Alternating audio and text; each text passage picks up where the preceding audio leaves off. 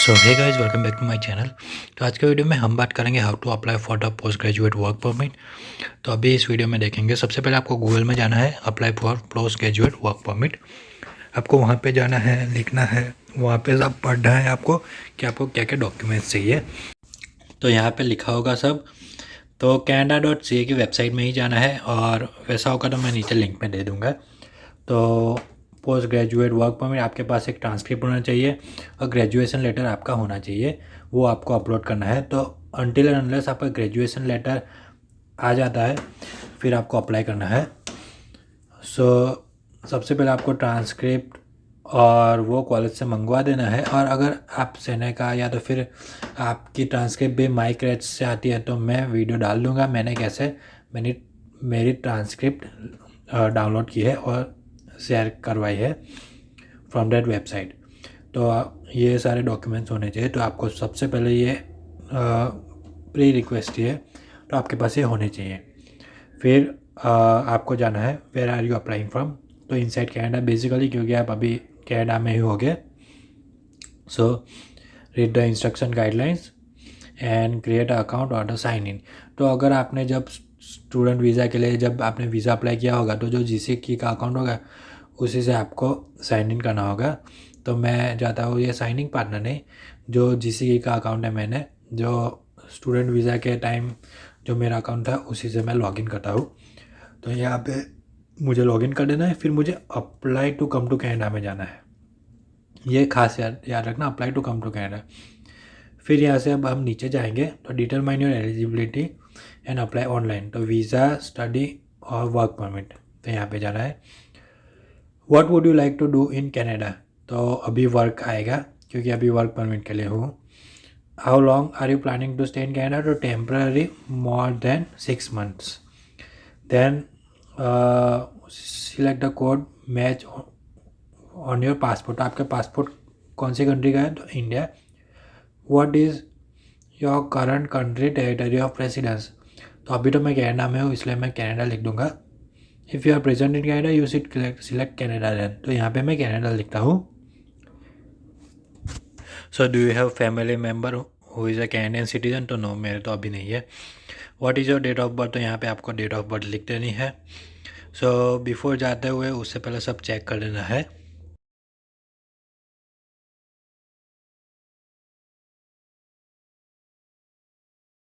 इसमें are you lawful permanent residence of United States. तो no, वहाँ पे सब नो आएगा क्योंकि यूएस का तो मेरा कोई अभी रिलेशन नहीं है।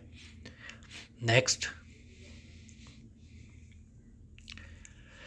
फिर आएगा what is your current immigration status. तो अभी आएगा स्टूडेंट, क्योंकि स्टडी वीज़ा में आए थे तो student.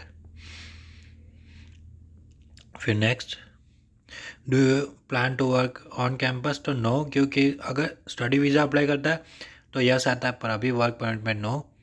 Are you full time student. तो नो आएगा, अभी स्टूडेंट नहीं हो, हम स्टूडेंट वीज़ा अप्लाई नहीं कर रहे, हम कर रहे हैं post graduate work permit.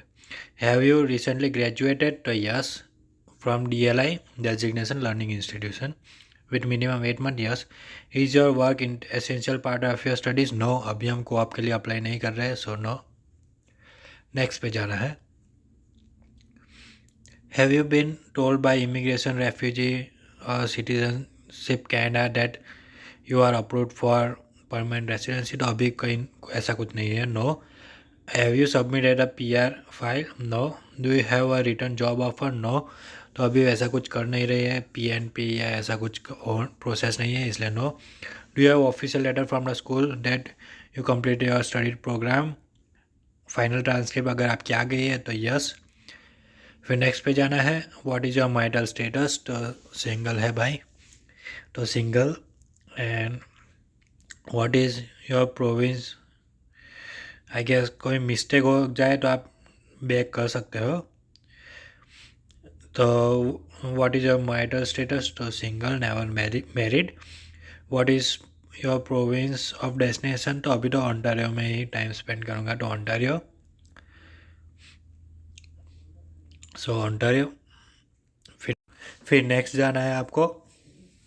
Then आपको नेक्स्ट जाना है एंड आगे आपको रिजल्ट कि आप किस चीज़ में अप्लाई कर सकते हो। तो आप टेम्परेरी रेसिडेंट वीज़ा में अप्लाई कर सकते हो, और आप post graduate work permit apply कर सकते हो, एलिजिबल हो। सो अभी मैं जाऊंगा, अपना गोल एक ही है, post graduate work permit in Canada. तो कंटिन्यू करना है, फिर create a personal check list. तो एक ही फाइल सबमिट करनी है, मल्टीपल फाइल सबमिट मत करना, वैसे वार्निंग दे रहे हैं। तो कंटिन्यू करते हैं हम। Find if you are eligible to apply for work permit. तो डू यू हैव ट्रांसक्रिप्ट? तो यस, मेरे पास कॉलेज की फाइनल ट्रांसक्रिप्ट आ गए है, आपको मंगवा देनी है, और उसका वीडियो मैंने बनाया है, अगर आप माइक्रेट से कैसे शेयर। नेक्स्ट चीज़, अगर आप कोई हेल्थ केयर फील्ड में जॉब कर रहे हो, जैसे कि मेरा हेल्थ केयर फील्ड है, तो मैं यहाँ पे मेडिकल एग्ज़ाम के लिए यस दूंगा। और अगर आप हेल्थ केयर में नहीं हो तो आपको रिक्वायरमेंट नहीं है, तो मेक श्योर आप पैनल फिजिशियन से अपॉइंटमेंट लें और करवा दें। और otherwise you don't need this अगर आप इंजीनियर कॉमर्स फील्ड में हो। तो do you want to submit application for family members? तो यहाँ पे यस नो करूँगा, मुझे अभी फैमिली मेम्बर्स के लिए सबमिट नहीं करनी है, नो। तो मेक श्योर आप मेडिकल वाला पॉइंट ध्यान रखें। अगर आप हेल्थ फील्ड में हो तो आपको मेडिकल करवाना पड़ेगा, if it is more than 12 months when you did last your medical checkup. Are you giving someone access to your application? तो no. फिर in past 10 years have you given your fingerprint biometrics? तो yes, मैंने India में करवाया था biometrics, तो 10 years के लिए वैलिड होता है, तो यहाँ पे यस कर दूंगा मैं। There is fees associated with application, will you be pay? तो यस, डेफिनेटली फ़ीस तो पे करेंगे ही, तो यस कर देता हूँ। तो यहाँ पे आपको एक ही चीज़ ध्यान रखनी होगी मेडिकल के बारे में। Are you able to make a digital copy? तो यस कर देंगे। वीज़ा से पे कर दूंगा मैं fees. How you are paying fees? तो ये सब पूछेंगे, सब क्वेश्चन पूछते जाएंगे ये लोग। फिर नेक्स्ट जाना है। जैसे नेक्स्ट जाओगे तो हमारा पूरा पोर्टफोलियो आ जाएगा। तो ये सारे चीज़ आपको वेरीफाई कर देने कि सारी डिटेल्स सही है या गलत है। तो सारी चीज़ें ना सही हो तो आप बाजू में एडिट बटन है, वहाँ से जाके आप वहाँ पे करेक्ट कर पाओगे। तो यहाँ पे आपको सारा सब कुछ चेक कर देना है। तो यहाँ मैं अभी सारा सब कुछ चेक कर लेता हूँ मेरा, and then I am good to go. So digital के सारा सब कुछ देख लेना है। अभी हम जाएंगे कंटिन्यू बटन पे।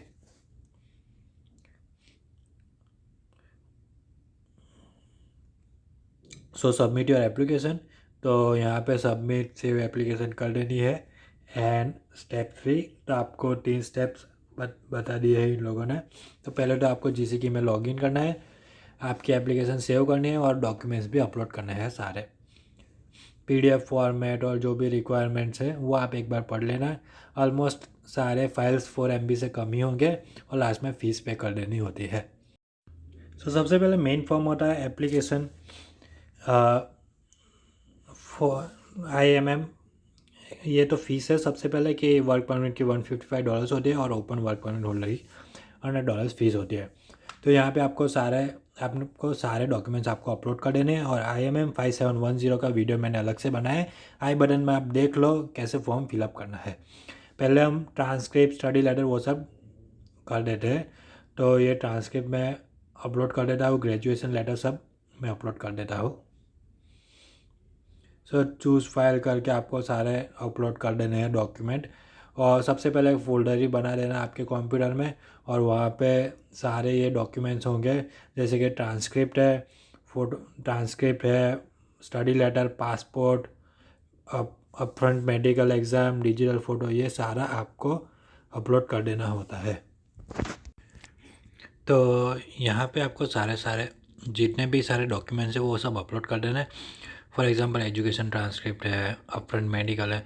तो अपफ्रंट मेडिकल तो मैंने आपको बोला, अगर आप हेल्थ फील्ड में हो, डेंटिस्ट्री, मेडिकल, फिजियोथेरेपी, तभी आपको मेडिकल एग्ज़ाम देना पड़ेगा। अदरवाइज़ यहाँ आके आप मेडिकल जैसे जॉब नहीं कर रहे तो you do not need, so don't worry, आपको वो नहीं करवाना पड़ेगा। और अगर आपको पैनल फिजिशियन की अपॉइंटमेंट कैसे लेने हैं तो उसका वीडियो मैं बना दूंगा, और आई बटन में और लिंक में डाल दूंगा।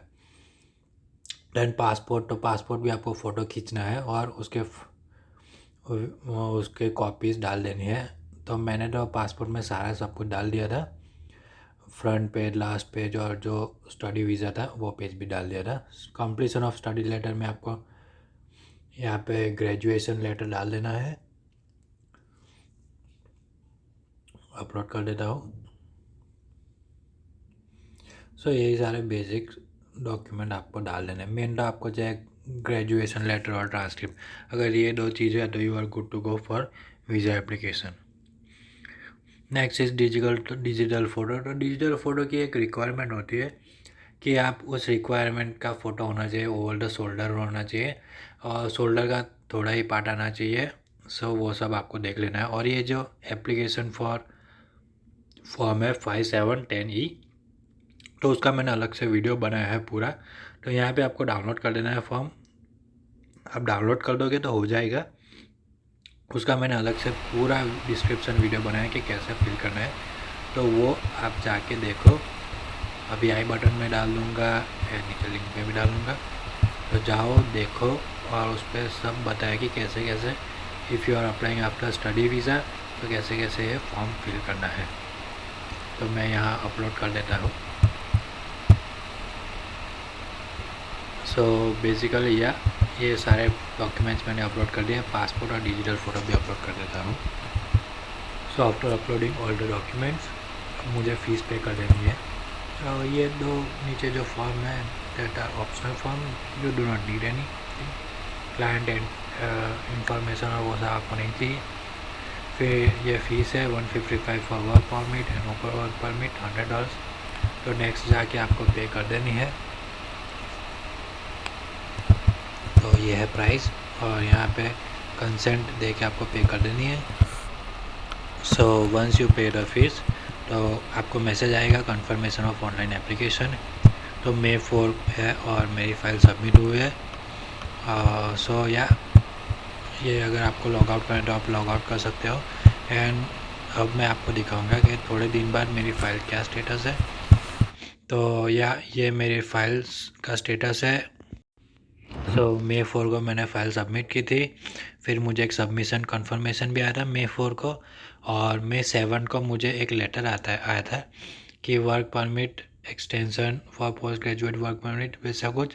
तो उस पर लिखा होता है कि now you can work for maximum hours, और अभी ये लोग आपकी फ़ाइल असेस करेंगे।